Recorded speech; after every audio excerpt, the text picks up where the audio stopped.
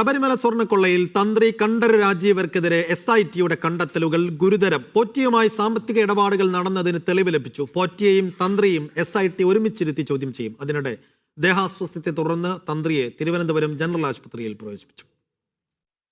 ക്ഷേത്രത്തിലെ സ്വർണ്ണപ്പാളികൾ പുറത്തേക്ക് കൊണ്ടുപോകാൻ പോറ്റിക്ക് കണ്ഠര് രാജീവർ ഒത്താശ ചെയ്തെന്നാണ് പ്രത്യേക അന്വേഷണ സംഘത്തിന്റെ റിമാൻഡ് റിപ്പോർട്ട്. താന്ത്രിക വിധികൾ ലംഘിച്ചാണ് പോറ്റിക്ക് സഹായം ചെയ്തത്. തന്ത്രിയും പോറ്റിയും തമ്മിൽ 2007 മുതൽ ബന്ധമുണ്ട്.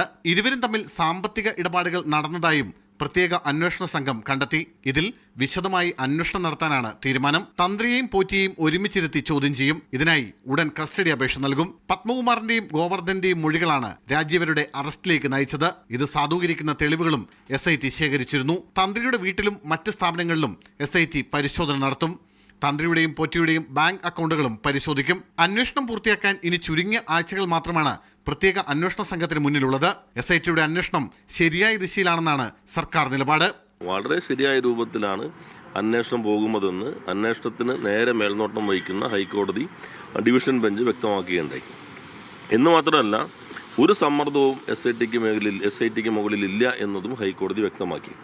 അപ്പോൾ സമ്മർദ്ദമുണ്ട് എന്ന് പറഞ്ഞ് ഇത് വഴിതെറ്റിക്കാൻ ശ്രമിച്ചവർക്കെതിരെയുള്ള ശക്തമായൊരു താക്കീതാണ് ഹൈക്കോടതി നടത്തിയിട്ടുള്ളത്. തന്ത്രിക്കൊപ്പം മറ്റേതെങ്കിലും ഉന്നതർ സ്വർണ്ണക്കൊള്ളയിൽ ഭാഗമായോ എന്നാണ് ഇനി അറിയേണ്ടത്. അതിനിടെ തിരുവനന്തപുരം സ്പെഷ്യൽ സബ് ജയിലിൽ റിമാൻഡിൽ കഴിഞ്ഞിരുന്ന കണ്ഠര് രാജീവിനെ ദേഹാസ്വാസ്ഥ്യത്തെ തുടർന്ന് തിരുവനന്തപുരം ജനറൽ ആശുപത്രിയിൽ പ്രവേശിപ്പിച്ചു. മീഡിയ 1 തിരുവനന്തപുരം.